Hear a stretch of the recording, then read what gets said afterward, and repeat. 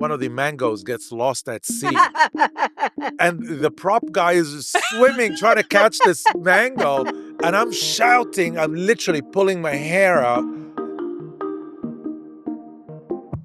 This episode is brought to you by EFG Holding, a trailblazing financial institution with a universal bank in Egypt and the leading investment bank in the Middle East and North Africa. Welcome again to What I Did Next. I'm Malak Fuad, and we're continuing my conversation with the award-winning film director, Omar Hilal. On today's episode, we're digging into three key projects: the hilarious Aqua Mangos ad for Nestle, the groundbreaking Royal Jordanian ad, and his upcoming movie. Tell me about the Nestle ad first. Okay. It's hilarious. Yeah. لقينا حاجات كتيرة قوي في طريقنا. لقينا صندوق اسود بتاع طيارة. ما يلزمناش ارمي. لكن ما كانتش كلها تلزمنا. لقينا سلسلة تايتانيك. ارميها. لكن هدفنا واضح وصريح. هنلاقي المانجا العايمة. One of my closest friends and collaborators, his name is Mohammed Hamedi. And so Hamedi calls me up and says, I've got this interesting script and it's about Aqua Mangos. I said, what the hell? Okay, yeah, let's talk. And he sent me something and I said, no, Hamedi, let's sit down, you and I, and talk about this. It's the absurdity of it. Yeah. Yeah. And we made it so absurd. The client thought he'd have 30 seconds. I went into the PPM, the famous PPM pre-production meeting with 90 seconds. And they were pretty much blown away with how this has developed into like a movie. It's like a film. Yeah. And when was it? That was in 2013 where we shot it. And it came out and the slew of awards that came after was in 2014. But yeah, that commercial was a labor of love. I mean, I had my aunt, so the production company got me this vessel to shoot in that was quite small. I said, no, that's not the It's boat. not the boat we need. We need a big boat. Yeah, we need a big boat. And my aunt, who works in the oil and gas world, I said, Tante, can you sort out? And she got me a boat coming in from Suez Amazing. to Garda. Yeah. And we shot there and it was just mad. Yeah. It was mad. Yeah. And do you feel when you're doing a project like that, do you know when you have a hit before it's done? You feel it, right? Because we were running like crazy. There's literally a part of that where one of the mangoes gets lost at sea. And the prop guy is swimming, trying to catch this mango. And I'm shouting, I'm literally pulling my hair out and saying, where is the catch the mango? Yeah. And these Russians in a boat are passing by. I go, what? But that should have gone into your ad. I mean, it was funny. Funny. But you have an instinct, right? Yeah, we were running and we get a shot and we're in another boat filming the vessel far away. And when the the boat curves and we do the shot and I looked at the DP, I said, damn, we got it. And you get goosebumps. Yeah. Because you know that was a good shot. And it's the opening shot of the commercial. Yeah. And in the edit, the editor, who's my longtime collaborator, Bardo Ahmed Hafiz, he put it together a seriously good edit. And Hamedi is excellent at the use of music. And he had the idea of getting this sort of voiceover echoing and stuff like that. So it was a really good collaboration of everybody. And when you have people like that you like working with from the advertising world, have you taken them with you into the film world? Well, Hafiz Aslan edits he's all the best. Film editor. Yeah, he's the best. And he was part of the Cairo Film Festival jury now. Yeah. Okay. Hamedi still writes ads. He's got his own agency. Okay. But you collaborate on whatever you want. I actually told Hamedi, why don't we write Voy Voy Voy together?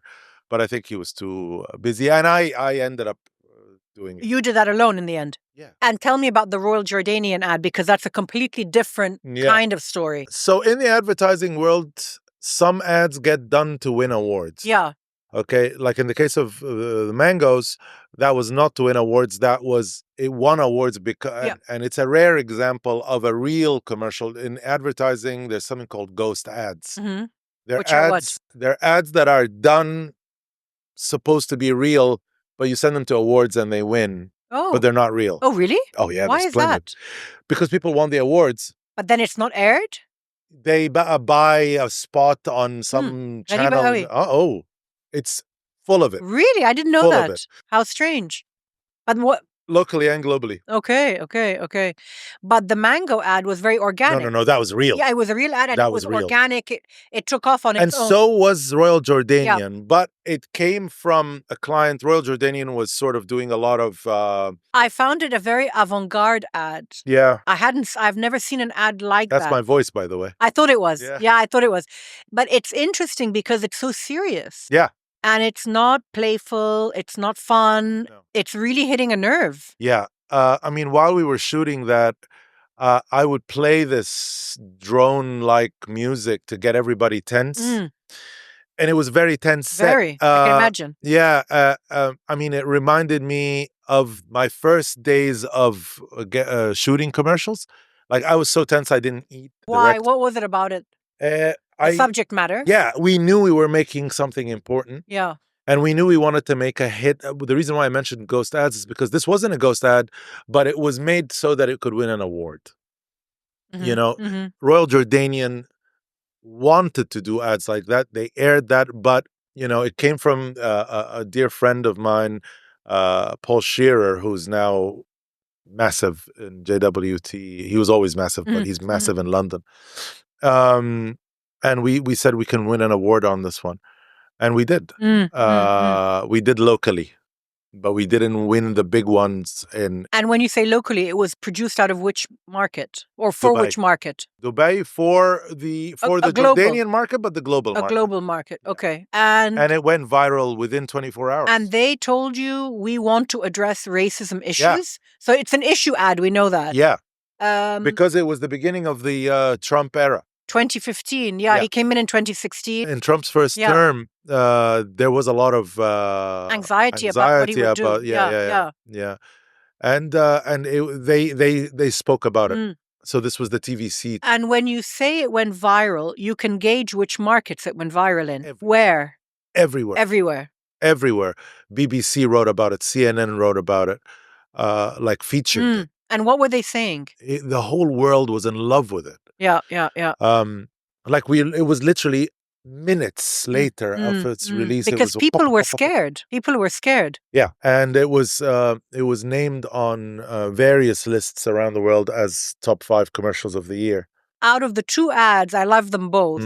This one felt more like a statement. Yeah. Right? Did that encourage you to make that switch later? So what happened with Royal Jordanian is interesting. So I was in Cannes that year because we were all thinking it's going to go and win in Cannes Lions. And it was shortlisted, but it was shortlisted in casting. I mean... Well, that's strange. Yeah. And we had one in the Dubai Links, which is the precursor. Precursor. Yeah. We'd won the Grand Prix. So it was meant to go there and naturally be, shortlisted in various categories. Sure. But it only got casting, and I was like, I think that commercial was treated with the same racism it talks about. It was denigrated from the beginning. People don't really think of the Arab world as a wow place. They may look at it for the money, but we're not generally. We have come through, and people from the region have come through strongly. Yep. But it's after years, all you have to do in the UK is to make one good commercial and it's gonna fly.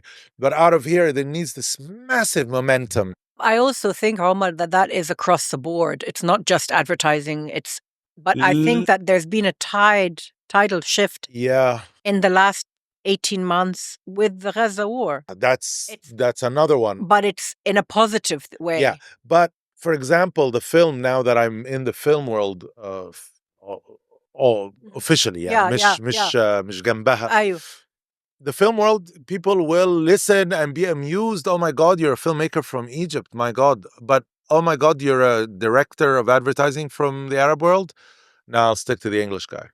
I know that for fact. Why is that? Do you think there's a credibility gap? No, there's always also this sort of thing of the like the culture. Why should I know how a woman from Leeds speaks, or what does she do out of it? Does the English guy hear what happens when a guy is from Madinat Nasr versus Mahdi? He wouldn't know the difference. But I wonder whether that in itself is changing. I mean, you look at these shows that are on TV now, on Netflix and whatever, and you've got that colorblind casting. So there is maybe a Yeah. shift happening. But again, you're talking about long formats. In advertising, you're doing something small and you want to work with the people that are trendy around you. There are now Egyptian directors who have managed to break the global market, but they're not breaking it at the level that they should be. that it should Yeah, be. I understand. Yeah. You know, Yeah. I think that some of us have the ability to do so much better than any other director, but we're not seen like that because you're from that part of the world. I wonder whether, one of the guests we had on the show was Ali. Yeah, Ali heads the jury this year. Exactly. And like you, he's an advertising background. And maybe there is that subconscious element of, well, this industry is not allowing me to progress as I want in the advertising industry. Yeah. Let me take it to another format where I have much more control over my narrative. Absolutely. But in my case, this was all a long journey towards making movies. Yeah, in your case, you knew that's where you wanted to end. I never wanted to. I love ads. Yeah. I love the idea of writing a clever piece of advertising, whether it's funny or dramatic or whatever, to sell something. But I don't love the industry of it. Yeah. أنا عاوز أعمل أفلام. Yeah. مش عاوز أعمل إعلانات. It doesn't. The money's much better, but well, it's also a faster pace. Yeah. You get to try so much stuff. And I'm not talking about trying equipment or technique, but you're telling that story and you're telling that one, and this one has a different color and this one has. But I also think when you get to a certain age, regardless of industry, you no longer want to work for other people. There's also that element. Yeah. Anna, I know doing the podcast now, I'm my own boss. Right. I worked in offices for many years. I had to report to people. There comes a point where, khalas, you're done with that. You know, you don't want to be doing that anymore. Yeah. So you've also made that shift in a way. Yeah. However, I started the directing thing, in 2002. Yeah. So I've been. But you were working for an agency. From that couch. You were accountable. Yeah. From 2002 onwards, I was alone. I see. Okay. So I've been alone for 23 years. So you were considered like a freelance and people would hire you. Okay. Yeah. Tell me about your new movie. New film is about animals. Okay. They say you should never work with children and animals, right? Yeah, no.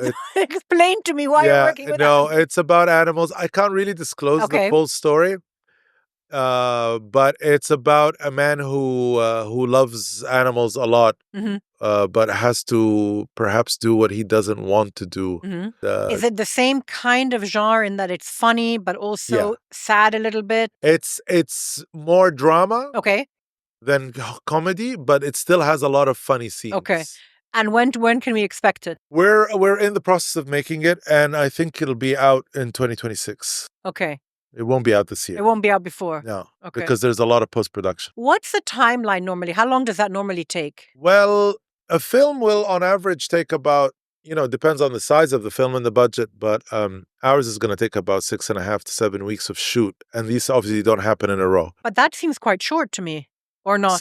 But it depends. Yeah, if you're talking Oppenheimer, I'm sure they've shot, 20 weeks or something. And then you go straight into post-production, or then you go into editing, and then from editing into the visual effects, and from visual effects you go into sound and music. And that's a much longer time frame than the shooting, right? Yeah. Normally. Yeah, because you have the time to mull over it. Sure. Why should you rush? And you, as the creator of this film, in your head, you know what you want it to look like, obviously, on film. And you know exactly, have you paced out every point? Yeah, I wrote it. No, غير writing. I mean, you know that after the filming is completed, you know every stage of what needs to happen in the post-production? Yeah, you get to know more. Mahawati, if you're talking about what happened in 2024, it's a massive learning. Because the film was invited to something like 30 festivals. I managed to go about 15 or something. Right. When you get into the festival world and you know how it works, there is a path. And that has influenced how you've done this film? No, not how I've done it. Yeah. No, the story is something that I want to tell. How you want to market it how for I later. want to market it, hopefully, is going to be. And how is the pressure and the nerves for film number 2? Are you thinking about that, or? But I'm not fazed by the pressure. Okay. I'm fazed by the film. I just want to make a good film, and there's so many factors that are beyond me. There's production. Sure. You're shooting the air and then something's going to be there. That brings us to the end of my conversation with Omar Hilal. If you're enjoying the show, please consider becoming a member of What I Did Next, where you'll get access to our members' episodes as well as special encore episodes. This is a segment where I check in with some of your favorite alumni guests. You'll also get access to previous encore episodes with Omar Summer and Neda Dibs, as well as our bonus episodes. See you in a couple of weeks.